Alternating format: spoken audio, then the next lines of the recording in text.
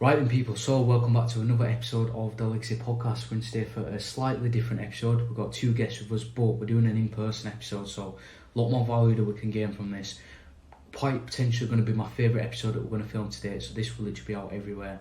And we're just going to go into a lot of key topics. So episode 138, I guess if it's just sort of like as an intro as to why we're here, we are very much on the same sort of frequency for everything. So I'm very, not so much into the spirituality side of things, but networking is everything to me. So understanding where people are on the same energy, we share the same ideas. So we sort of create this weekend really just to sort of let go of everything and really just sort of get heads together on all things business. So we've just been literally going at it, strategizing, networking, creating new ideas. So ideas are flowing, and what other better way to do this than create a podcast and share some of his ideas with you guys. So I'll hand it over to the two guests. We've got Ibby taking centre stage, Macca as well on the corner, so just take it away. Maybe I'll let you go first. Yeah, so for those who don't know me, my name's Ibby. I'm a copywriter by origin, let's say, but I've kind of developed into other online skills, which I'm currently exploring and making money off of. But self-improvement's my game. I think that's how we all kind of linked up originally. It was through the gym, through training hard, wanting to get bigger, which I believe is a very, very important part of a man's journey, a man's life. You should always have that kind of physical activity, that physical training, whether that's in the gym, whether that's combat sport, or whether that's just a sport in general. You should always have that thing that you're striving for. So yeah, that's me overall. Yeah. How did you go into sort of like the copywriting? Because obviously you started into the gym. Where did the sort of like copywriting journey take place from? So copywriting came from Hustlers University actually. Right. Funny enough. Yeah. So I was in Hustlers University when it was quite small, about 2,000 members. Yeah. I think like at one point it touched 500,000. It did, Something crazy. So I was in Hustlers University, learned copywriting, and basically through Hustlers University was introduced to the whole kind of online money Twitter kind of space. Where you learn like how many skills there are, how many skills you can monetize, how many ways you can make money online, the different routes you can take. There's just so many ways, so many different skills, so many valuable skills, so many problems you can solve. So it really just completely shifted my perspective on everything. Yeah. For those that obviously don't know what Hustlers University is, we all love to on this podcast. So essentially Hustlers University was basically like a platform that takes it up. And within that was obviously different, lessons, skill sets, and in the name itself, a university. So really good way to sort of like network with people, similar to what we've been working on behind the scenes this weekend. Obviously Macca, sort of a little bit of an intro from yourself as well. Yeah, so you've probably all seen me on the podcast before a few times and on the stories, but my background's sort of accountancy in the financial world, so that's where I've come through the self-improvement game in terms of financial literacy and focusing on that more than anything, and then massively big advocate of the gym training, and recently got into boxing, so 2 days out from your first amateur fight. So mindset's got to be on point at dinner, and I think that's where we all connect us. Just online you attract what you value and your own ethos. So I think me and Josh have spoke over the years about mindset, and obviously the same with Ibby in terms of mindset and just being self-accountable, being the best version of yourself. And we've all got different skills, but we can all translate that and bring that together into the self-improvement side of things. So I think that's why we connect so well on certain topics, and we've been saying all weekend that we wish the camera was rolling all weekend. The conversation we've had, it's this podcast that we're doing now, we've probably done about 3-4 podcasts before it. So honestly, some of the stuff we've covered, but even just the developmental side of things, obviously me and Macca, obviously we're sort of, I guess, business partners, just people that network type stuff now, but the origin of where things started was obviously he was actually a client of mine. And I guess even if we touch on some business stuff, I think as well, sort of things have like a shelf life. So obviously as you're developing, your ideologies may change, your philosophies may change, your goals may change. What we initially started off was just a simple physical transformation, just working on confidence, quite typical black and white stuff. And now obviously things have almost like a snowball effect, so we're always driven. 3 of us stand here right now, we absolutely crave opportunity, and we've created multiple opportunities now, we've got pipeline, we've got projects in the pipeline, so there's all sorts of stuff that can come just from developing right now. But I guess we all sort of met through, Insta predominantly, but it was mainly sort of like the fitness industry. Obviously me with Legacy Fitness Training, it's online coaching, so it's fitness based, personal trainer type stuff. me and Ibby must know each other. I'm talking like, I'd say a good 2017, 2018. Yeah, like we're talking a time good now. couple of years, and this is actually the first time we've linked up in person. So it's definitely good to sort of like, you know, put a name to a face, so to say. But that sort of connection came from fitness. Again, Macca with the coaching. A lot of you guys will already know my sort of story into the gym. You know, she's starting out very skinny, very small, and it was just that sort of desire from change. Most people, when sort of like starting out with goals, are either moving towards pleasure or away from pain. So my sort of journey into the industry was away from pain. You know, I couldn't fill out t-shirts. For those that are old enough, Top Man is shut down now, so it's weird walking past and not seeing the Top Man stores anymore. It was such an ingrained and big part of my childhood, because I remember going into the change rooms, trying on a small t-shirt, and it was literally baggy, and I didn't know what obviously it was extra small, but before that you just have to go back into kid sizes, and it was sort of like moments like that where you realised I really want something to change. It's not that I needed to change because I wasn't unhealthy, it's just I'd look in the mirror and I was like, something has to change. And it was almost like that hunger to just progress, be better, develop, that sort of formed the foundations to which obviously we're here now. I mean, obviously, sort of going back, where was your sort of interest? I know you haven't got many ties into the fitness space, but I guess where was your sort of journey into the fitness space? I'll be completely honest. The predominant reason that I got into the gym was for girls. Like straight up, it was for girls. I must have been like 16. Yeah. I think it was the year 11 summer. I still remember. Skinny, kind of like lost. I had a lot of time, but I didn't really know what to do with it. I needed some sort of direction, but I didn't know what that was, and I didn't know how I was going to get it. But luckily I ended up signing up to the gym, and I still remember after the first month I saw my arms get like a little bit bigger, and literally that was the only motivation that I ever needed. I completely forgot about girls and just fell in love with lifting, getting bigger, tracking what I eat, all that kind of stuff, making sure I'm right. And since then it basically just turned into this 4 or 5 year journey, which sort of expanded into self-improvement overall, and has led to like a lot of other different areas. So even though, like, for context guys, I'm not as, I'd say, heavy on the lifting as Josh or Macca here, but it's always going to have a special place in my heart, because it led me into the whole self-improvement journey overall. And it still instills a lot of discipline. Yeah, absolutely. There's a lot of positives you can take away from lifting. The only thing with me is I feel like you can get to a certain point where it can almost stagnate a little bit. Like if you aren't wanting to become a bodybuilder, then it's like, how do you progress then? Like where do you take it to the next level if you've kind of reached your natural limit or whatever? And then for me, that was how, similar to Macca, I kind of found boxing, although I'm not at his level yet. But that was like a different challenge for me, and I really, really enjoy that. But I would still recommend, I think it's like one of the easiest ways, like you said, to install discipline, to kind of start your self-improvement journey for any young men out there. Yeah. You find me a high value man, he's going to have a solid physique, and that's sort of where the resistance training can come into it. I mean, not sort of speak on sort of behalf of Macca, but his story, obviously, you'll see him being a client of mine, you'll notice the transformation that we changed. Whilst you see the physique and the shape that he's in now, you know, he's got his first fight on Monday. It is worlds apart from where he literally first started out. So I mean, without giving too much away, your sort of story into the gym. Yeah, I was sort of into the gym when I was like 16. Again, for girls, just for even I understood the benefits it could have with confidence and stuff. And I was never.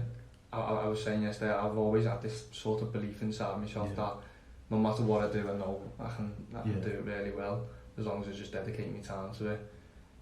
But in terms of what I went through, it was sort of like I lost my footing in lockdown with gym shutting and stuff, and just sent myself down a spiral. And obviously you can have the opposite of a snowball effect. Well, it's the same thing, it's just in the opposite direction, weren't it? So, you know, I ended up being like 20 stone at one point, just unhappy, fat, just not in a good situation, and it just took one decision to make that change, and the rest comes from there. Like, people ask me, what did you do? Did you do running? Did you do swimming? And it's like, you've just got to stick to every day, just get up and do what you need to do to get to where you want to be. And that's it, it's just that consistency and hard work. Like, it's not going to come easy. And as you say, in there, a high value man, you know, there's two things that you can't buy. There's a good physique and a mindset. And, you know, I think we've all got that here, and that's what I'd say for anyone to focus on before even focusing on the money, is because people are going to respect that. Yeah, I think as well, like, we've sort of shared our journeys into the gym and stuff like that. The entry points into you that, you know, you see three guys here today, you know, multiple business owners, strategizing, creating new ideas. Things were not always like this, and your philosophies, your desires, your wants, it's okay for them to change. It's very easy to think that because you've thought and felt a certain way, you have to be changed to that for the rest of your life. We initially started the gym, like, I used to crave validation from females so much, and when you're young, you'd all be lying, every man listening to this would be lying if you didn't want to do something to, you know, pull a certain girl or, you know, gain some sort of validation because wearing a certain item of clothing. And we sort of started out wanting that validation and wanting that sort of attention in some ways, but it changed sort of, so it did change, and it took a new path to obviously focusing on ourselves. Where was your sort of, it's hard to word it, but where did things change? Where did you decide to think, right, I'm not doing this for, you know, attention of other women, I'm doing this for me type thing? Was it when you fell in love with the results, or? You know what, it was a mix of two things. It was when I fell in love with the results, women kind of went out of my mind because I kind of saw what was capable. You don't really believe you're capable of achieving something until it happens, unless you have you're brought up with a very good mindset, very positive kind of mindset, with a lot of self-confidence. For me, I wasn't, just because of who I was, where I came from and stuff. So it was seeing results, but also, if I'm being completely honest, it was discovering like red pill. Right. Trying to give a breakdown on a red pill. Yeah, so I guess red pill it's almost like the truth of the nature of women kind of thing, right? Right. Now, to be honest, this sounds quite like incel kind of vibes. I think my take on red pill, like I used to consume the content a few years ago, is that it definitely has some good points. And I think the best point it ever taught me, which definitely impacted my life, and this was from Alpha Male Strategy, so shout out to him, was just be on your purpose. Like literally be on your purpose. As a man, you have a purpose and everything else falls underneath it. And for some reason that stood out to me, stuck with me, and that's basically how I've lived my life, and everything else is just seemingly falling into place. So I think every man can benefit from that. Definitely. My only problem with the red pill is I disagree with some of the teachings, and I think it can get borderline kind of incel. So you got to be careful about where you're consuming the content from. But in terms of like an overall message and like having that drive, and it was definitely, I think, from just being on your purpose. Like as a man, like I fell in love with the idea of having a purpose, being on my purpose, knowing that I can create, knowing that I can turn my reality into whatever I want if I put in the work and I have a long-term goal, and I kind of can delay my gratification and just keep working. And it was the overall thing, just having those short-term wins but also striving for long-term ones. Definitely. Reminds you of the Man's Search for Meaning, Viktor Frankl. So it's one of them ones where he who has a why can endure anyhow. The book itself obviously focuses on sort of like experiences through sort of like Nazi concentration camps and the resilience and sort of the how he's able to endure the sheer shit that he just went through purely by having a why. So it's anybody that doesn't have a why in this modern day and age will essentially become susceptible to distractions. So I am talking women, I'm talking casual flings, I'm talking, you know, engaging in pointless activities that have no relation to your vision and your goals.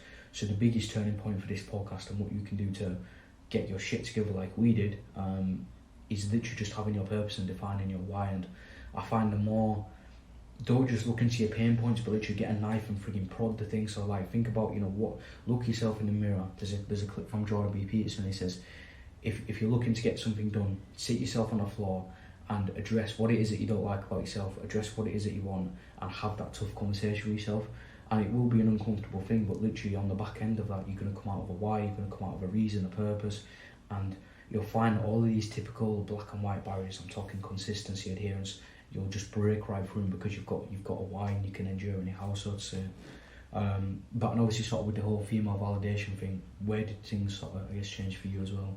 I never used to struggle with it past a certain age, and then I found myself in like quite a long relationship, and it was good for a while, don't get me wrong, and then it just turned a bit toxic, and like we all know, like female shit testing and stuff like that, so that started happening, and obviously in lockdown it was a bit hard for me, a lot of other things just piled on. Definitely. And then that's where I sort of found like the red pill side of things, and I can sort of echo what Ibby was saying, and mine was mainly like Rich Cooper, so I recommend him, but I'd say once you get past a certain point, and I feel like that's the same in the self-improvement side of things as well, you need to understand what it is, but then you need to go out and use it. You can't just be consuming content on it. It's not going to inevitably make you any better. But in terms of what we're saying about the getting into the journey and finding your purpose, I just feel like people need to spend more time alone with themselves. I see people that are always out partying on the weekends, they'll be with family members, just friends, going for drives, whatever. They don't spend any quality time with themselves to understand themselves enough. And we always say about self-awareness is massive. So I started with journaling. That was a big key factor for me, just to write down what I'm doing on a daily basis, how I feel, what I'm grateful for. And from there, you can just start to transcend that to where you actually want to be and what your purpose is. Like, if you've gone through something, it's probably more than likely someone else has gone through that as well. So you can then go and build upon that and help other people to solve what you've gone through yourself. So I'd say look internally and then try and emulate that to help others externally. I think the consuming point is almost just as bad as continuing to engage in the self-limiting and toxic behaviours that you're currently doing. I guess almost like a story for me is, obviously I'm big on my books, big on audibles. I've got a bookcase out there that is full of books, and I literally used to read so many books, and I've read pretty much every single self-development and business book, and I would wonder why it is that I wasn't growing, or I would wonder why it is that I'm not actually changing type thing. So literally I would just focus on reading the books, but nothing would actually be going in. So I'd be reading the books, but nothing would actually be applying. Whereas the main thing that I sort of learned looking forwards now is you want to read the books, you want to consume the content, but actually make sure that you're actioning it. I'd be reading, I read like Subtle Art of Not Giving a Fuck, How to Influence and Influence People, Think and Grow Rich, Rich Dad Poor Dad, and yet off the back end of those books, I wasn't any richer, I was still broke, I was still a loser, I was still wanting validation from people. And almost like Macca said, I look back in the times when I was sort of like at my lowest and stuff like that, I never had the balls to be on my own and sort of have these tough conversations with myself. So the consuming is a very easy trap to fall into. You're listening to this podcast, we're going to give you some very, very valuable take-homes to get shit together and turn your life around.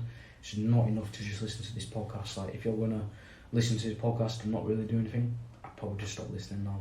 You want to make sure that you're actually applying this and I've got a notepad out here, get a notepad out and write notes, and I promise you that is where the progress will come from. But I guess obviously sort of looking into almost like problems with society, we've sort of covered a couple here. Obviously I've done a bit of talking now, but I guess in regards to, issue, it doesn't necessarily have to be male like focus, but I guess with the problems of society, I know you said you had a good answer. Where do you sort of see things at right now?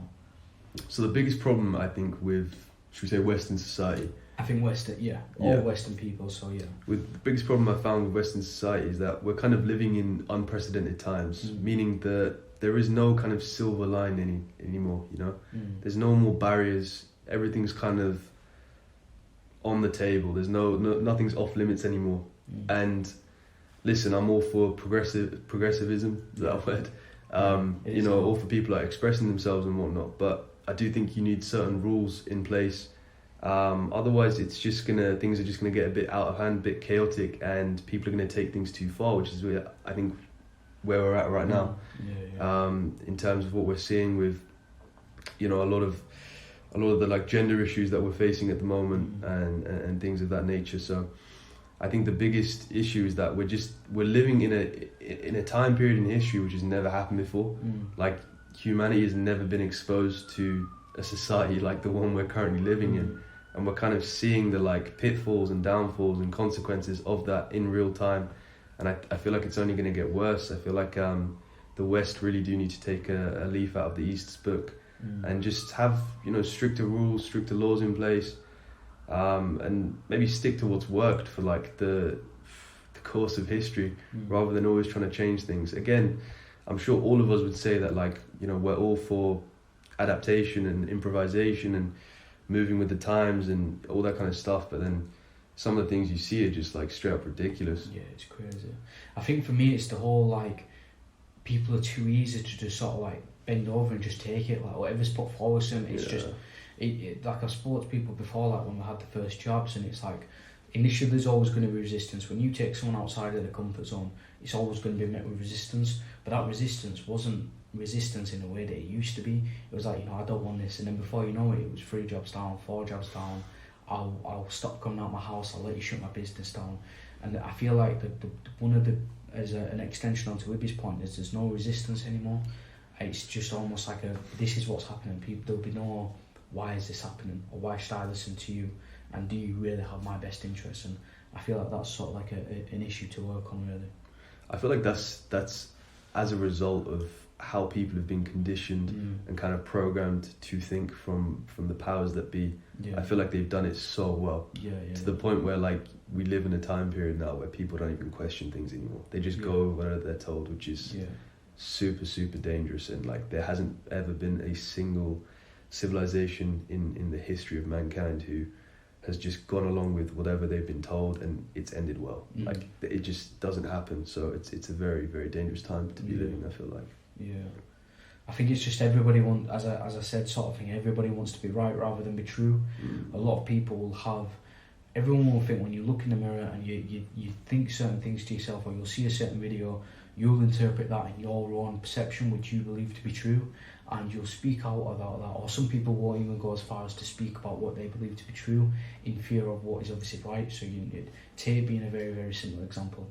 I can post something on my Instagram, someone's going to reply, and it's going to be met with resistance. But one, I've got my values as to why I support it, and two, those values don't change or deviate for no one. You have to understand that if you're going to consistently change your opinions and viewpoints to become high value, both man and woman, you have to learn to be true to yourself. So if you are raising a point and someone is resisting that point, and you instantly change that, what does that show about you as a person? It shows that you still want validation from people, and you can't even trust your own words. So how can you, all of your relationships, all of your opportunities that you'll find in life are reflections off of what you have of yourself. So if you can think something, you can feel something when you look in the mirror and instantly change it, you're essentially your own Judas. You're essentially betraying yourself. So what is that going to say for the people that you start to attract into your life? Do you really deserve success? Do you really deserve nice things in life? So for me, the idea of you have to focus on being true rather than being right. It's not going to be easy. There's going to be, there's going to be scrutiny. There's going to be resistance, but people are going to respect you for it more. As long as you can get past that first hurdle, people will always respect you more. Yeah, I'd say on that as well. I feel like people have lost the ability to be a critical thinker, and they almost don't have their own opinion. They just regurgitate what their role models say. So if there's a certain person that you look up to, whatever they say is gospel to them. They just believe what people say, and it's the same with the media and propaganda. It's always been a thing in the wars and stuff, but I feel like now more than ever, people just see something and believe it instantly. They don't check what sources are credible. They don't understand things, so they just don't think for themselves anymore. People don't think for themselves anymore. They just take what one person says, and that's gospel to them. And as you're saying, with things I might have been wrong about in the past, I'm willing to hold my hands up and say I was wrong about that. No, I understand it a bit more better now. Where people, as you were saying about being rather being true than being right, so I think that fits in with that point. That's what I see as a massive issue today, is people are just willing to just be a sheep.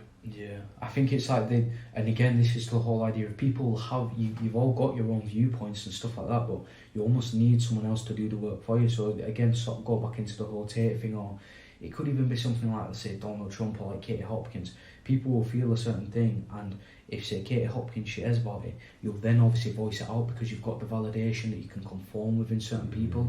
It's like you had the Balenciaga incident, obviously, with the whole like child thing. Of course, the notion of it is obviously completely messed and fucked up, but what you had is people, and this is predominantly influencers, and obviously their influencers will obviously gain like correction from this, but you had the influencers that were, but bear in mind, I've got Balenciaga stuff, you had all these influencers that were cutting up and chopping up the stuff, but they was doing it, they just coincidentally happened to be posting it, and when they post it, what's going to happen?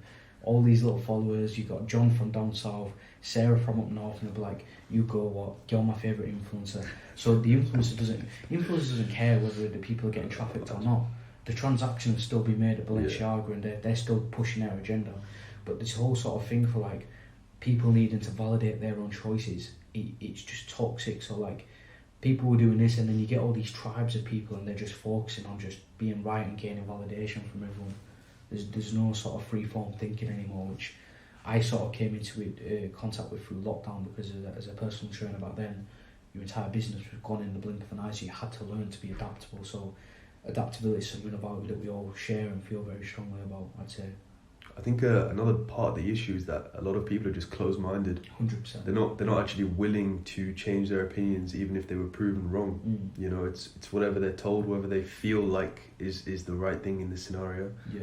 They will stick to, regardless of if it is right or wrong. So, it's it's with these people. I honestly just I look at them as brick walls. I don't even debate with those kind of people. It's just a waste of time unless I truly think that you are willing to engage in an open-minded debate. I don't really see the point. And unfortunately, so many people are now at that kind of like robotic NPC kind of stage where like they literally aren't willing to engage in anything. You know, if something goes against their agenda, that's it. Yeah. That's the bottom line, you know. Do you think there's an issue where, like, as soon as I'll be the first to, you know, make a joke out of something, but there's some seriously messed up stuff going on in the world right now, and I feel like our reaction, especially with sort of our age range, with the whole, like, you know, the mid-early 20s, I feel like our only reaction is to just make a meme out of something. Like, you'll have literal wars going on, or like you know, you've got men going through, like, in the public figure, like you have Will Smith, Kanye. These guys are going through full-on, like, traumatic, monumental breakdown shit, and our response is to humiliate type thing. There has to be some sort of, like, because, you know, back when sort of like wars were going on, like I'm talking World War I, World War II, historical events, young guys our age were like, you know, there were people that used to lie about their age just to get, like, enlist themselves.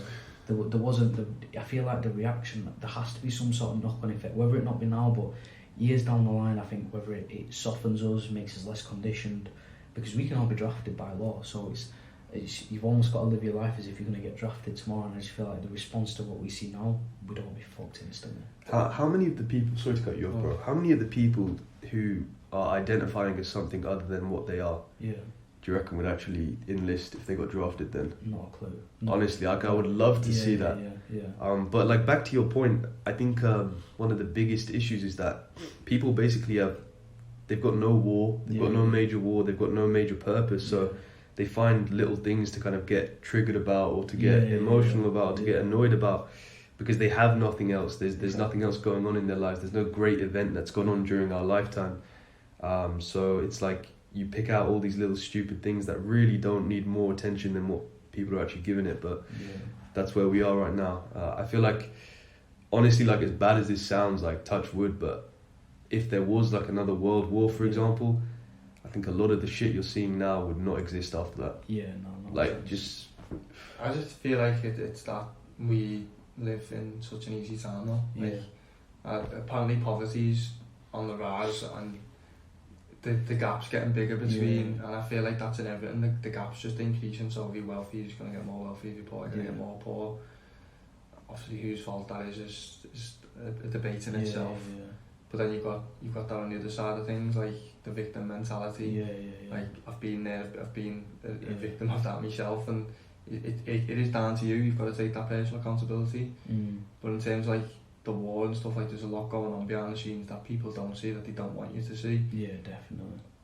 And if it did happen and we got drafted, like, a lot of people just wouldn't take it seriously at all, because one, the people we've got in place now, like, people don't take them seriously enough.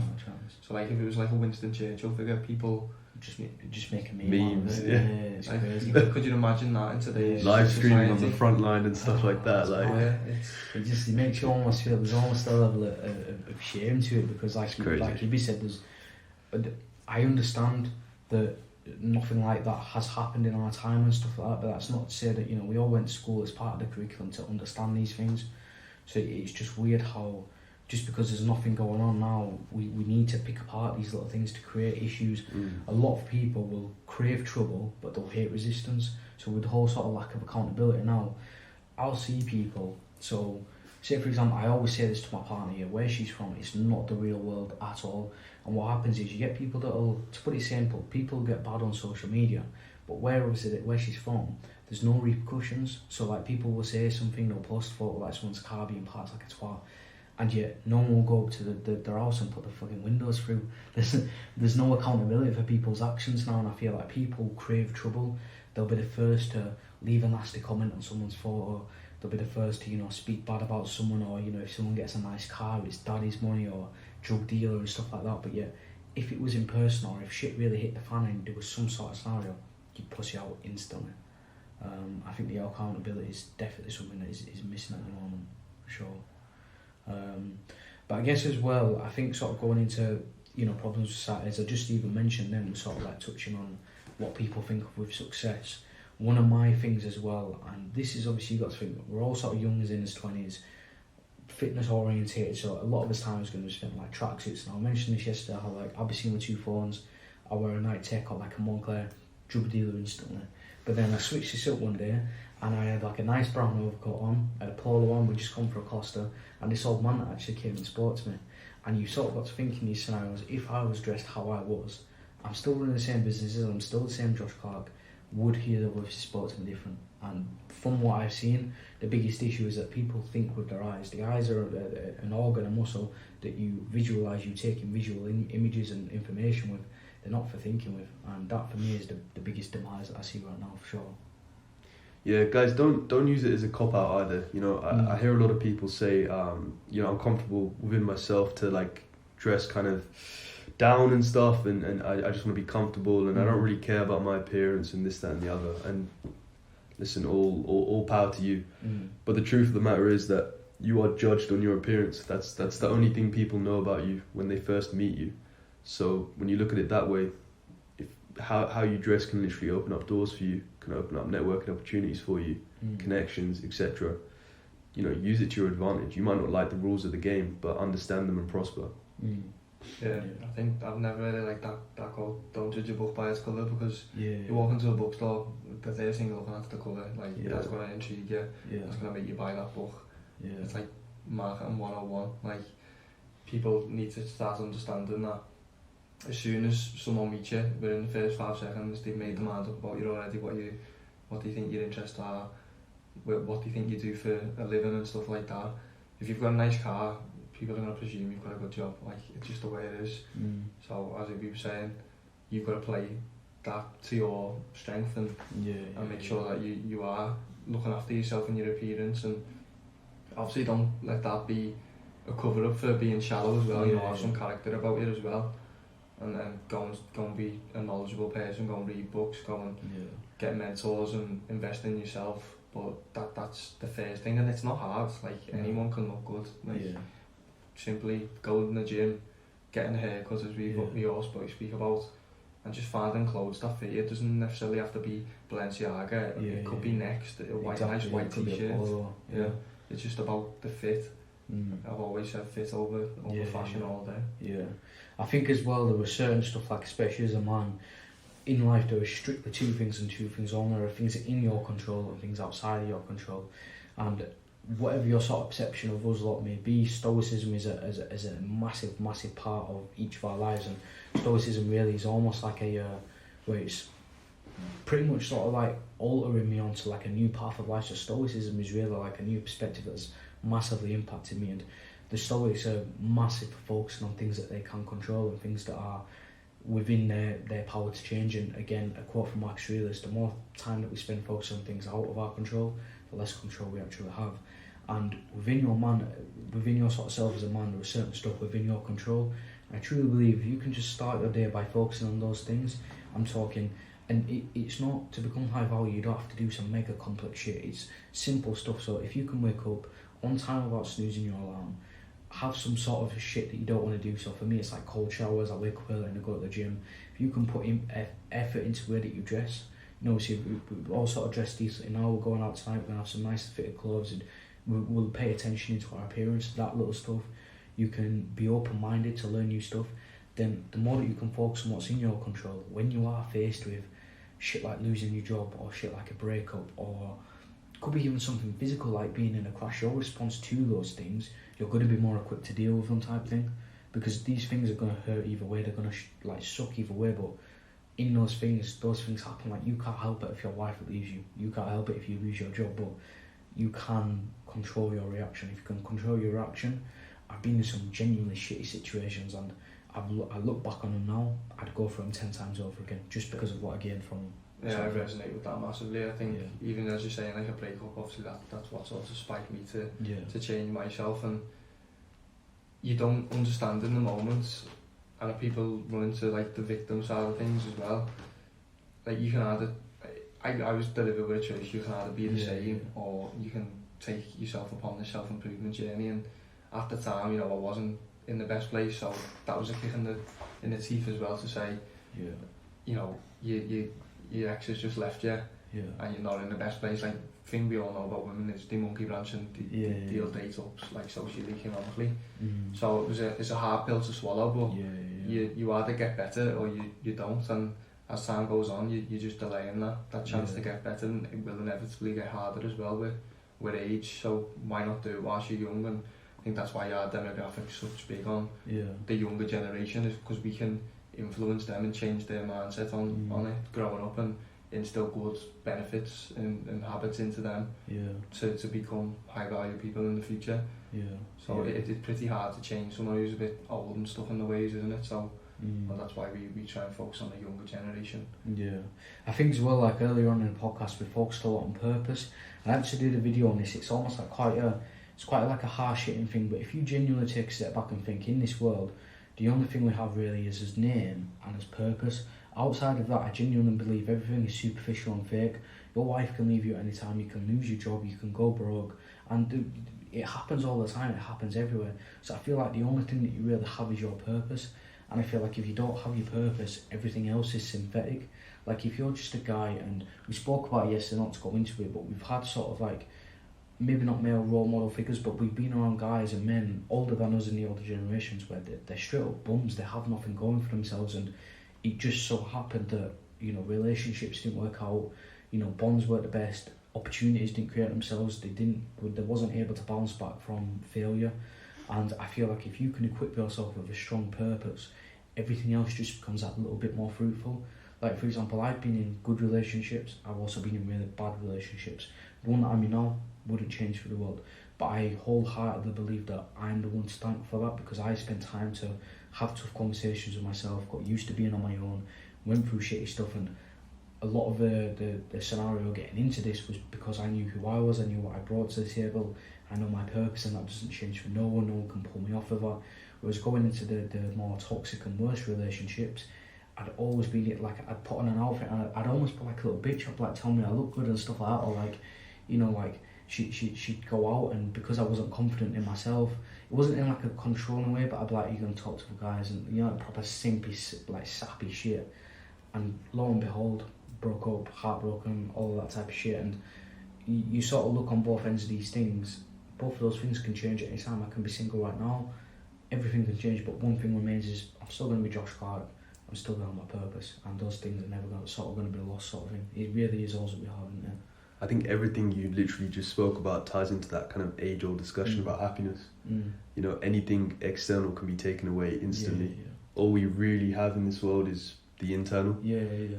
So it's like, if you are on your purpose and you have that mindset and you know where you want to be in life, and you've got Macca's self-confidence, and you know, you're at that stage, realistically you can go through anything in life. If you adopt that kind of stoic mindset, anything can test you, and you're gonna come out a better man, an improved man for it. You know, I think that's the beauty of stoicism. It can literally prepare you for hell on earth, and you're still gonna come out. It really is a life hack, guys. I think if there's anyone, you know, watching this who's recently started their self-improvement journey or doesn't know much about stoicism and wants to, I would highly recommend learning about it. Even if it's just book recommendations, I've got tons for you, but I think like with the whole, you know, working on your ideas, working on sort of like you as a person, the more you can just become committed to actually developing yourself, you're just going to set yourself up for success, you know, time and time again.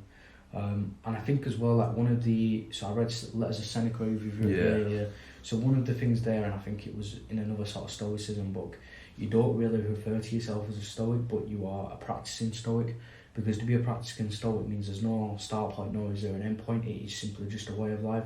So if you do sort of find yourself in that, the idea and the end goal is not to become a stoic master. There are no, of course, Seneca, Marcus Aurelius, Epictetus, these guys are obviously good, these are teachers, but even these guys themselves, if you get an insight into their mind, they still see themselves as sort of like, not bottom of the pile, but again, a practicing stoic.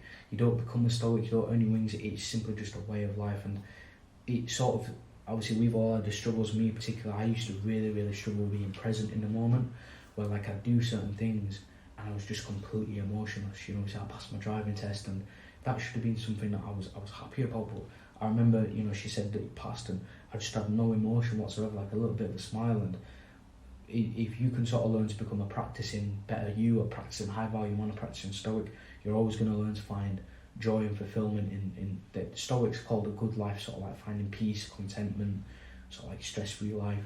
If you can become a practicing stoic, you'll learn to find peace and become present in moments. And lo and behold, since becoming a practicing stoic, I've learned to become more present in the moment. So it's I think one book recommendation I'd say is, I'm not sure if you have read it, Ikigai, which is the Japanese term for happiness. And there's a place in Japan, Okinawa, and they live to like 90, like wow. that's like the average age is 90, and they find that the main thing is they socialise all the time, so they continue, like, I think the stigma in the UK, I'm not sure what it's like in America, but 65 retirement age, and that's when you lose your purpose then, and you see people just, you can almost see the time running out in them as soon as they hit that age. Like, obviously you've got other factors like alcohol, cigarettes and stuff, which is obviously not good for health terms, but the purpose goes from them as soon as they, you know, they've been working in this company for the whole life, and they'll hit 65 and they don't know what to do with their life, and they stop going out to socialising communities, and that's it then. They just, time's just of the essence for them. It's a matter of time until you know, they do pass, and that's what that book goes into, is how big on purpose, and it is a guide to happiness, and it's just proven like their average life expectancy is between like 70 and 90. Like they must be doing something right to be living that long. I think as well, one of my main things that I saw, and I'll always say it because I've seen it with my own eyes, and it's genuinely like saddening to see, because we sit here now where we was young boys, and we had goals, we wanted to be fucking spacemen, firefighters, take over the world, and now like I see people where they get buried at 75 but they die at 20. Like, I've seen Walking Dead men at 20 years old, and you see that thing and it's like, there has to be something that can change to sort of, and it all just resorts back to your purpose. If you can have a purpose, you're going to be set for life, but without that, ask yourself what is the point? Because again, of course everybody wants to be a family, wants to be providers, but if you can have your purpose, you're going to be able to be a better you, which means a better you means a better dad, means a better partner, a better husband, a better brother, a better male role model. You know, we do this podcast, we want to influence guys that were in our position. Me sort of having no sort of, a lot of us obviously with minimal father figures, I want to be able to fix that. So, you know, it's the more that you can work on yourself, you're going to attract better relationships. So I guess that's sort of like a good way to round off the podcast episode, to be fair, is that pretty much everything that I wanted to cover. I'll be honest, I had about 4 sentences here, and we pretty much deviated and covered a lot of stuff, but these are the best types of podcasts where we can really sort of cover some detailed stuff. But like I say, from my behalf, that's everything that I wanted to cover, and it was a really good episode. I mean, anything for you too? Just want to say that ending was very, very powerful, bro. It's so true, man. You know, like, self-improvement isn't just for yourself, it's for to stretch it out. It's for the world on some level. You know, you have to change yourself before you change the world. But it starts with you, and then it starts with the people you impact, and then it starts with the people who see that, and then the people closest to you, and your friends and your family. And you know, it's a beautiful thing, honestly. And I want to go back to something you said earlier as well, because we were just talking about purpose again. Your recommendation was to spend time on your own. That's the best way to find your purpose. For anyone watching this who's like not really sure, hasn't really found their purpose, I think that's the best advice. Yeah, definitely. Yeah. Right, guys, so we'll wrap up the episode, and I'll see you shortly for the next episode.